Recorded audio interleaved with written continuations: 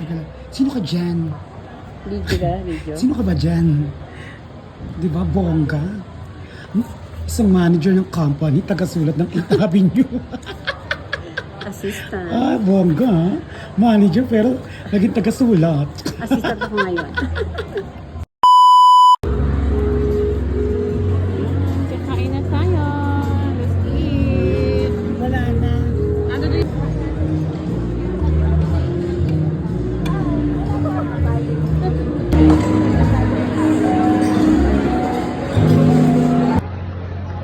Daming tao. Pre-dinner at pre-lunch pala. Ito ang convention sa Cap John Hay. Ayan, nandito na tayo ngayon sa Camp John Hay at dito na magtatrabaho ang mga bakla. Hindi lang tayo napunta para romampage, nandito tayo para magtrabaho ang bakla nating kaibigan. Let's go!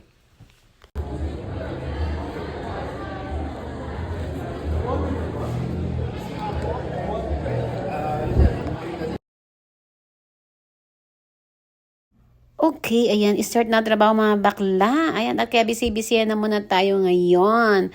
Mamaya naman ang rampage, kailangan mo natin magtrabaho para sa ekonomiya ng bakla, para sa kanyang kakayahan na magtrabaho para sa malaking company na to na alam mo na kung anong company to.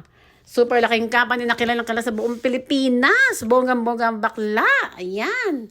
Work tayo mga guys. Let's go. Puro pa akyat. Nakakahinga. Umakat dito. Hi. Nandito tayo sa Camp John Hay. Ayan, let's go.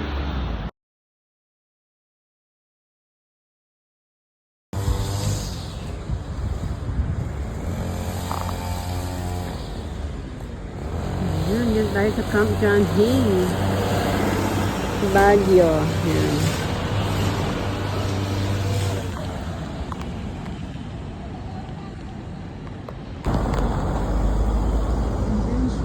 Ito ang convention sa Cap John Hay.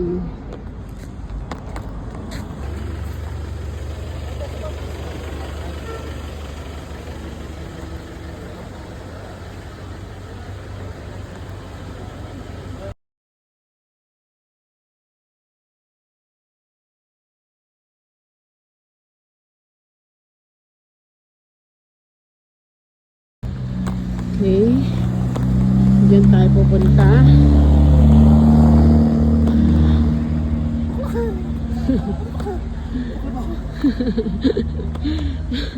Hinihingal ako dito. Dito tayo pupunta sa Cap Convention. Dito may inimit tayong client ni bakla. Okay, let's go inside. And I'm so tired.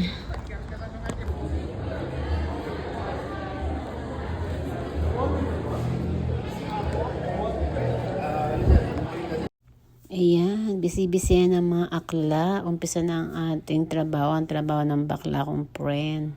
So, kailangan natin siyang tulungan. Kaya andito ngayon para tulungan siya. Kasi sinama niya ako dito para syempre makapasyal-pasyal din ako at makapag-unwind. Syempre, habang nagtatrabaho siya, kailangan niya ng assistant. So, mag-assistant muna ako sa kanya sandali. Kasi kawawa naman siya, diba? So, tulungan natin siya. Okay.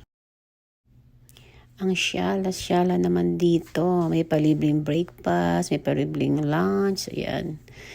Ayan, meron sila mga conference dito. Isa sa pinakamalaking kilalang-kilala na mga gamot sa buong Pilipinas. Ayan. Ayan ang aming pinuntahan. At ayan ang na-deal ng aking kaibigan na bakla. Na-deal niya ang company ito para magpatayin ng napakaraming magagandang uniform.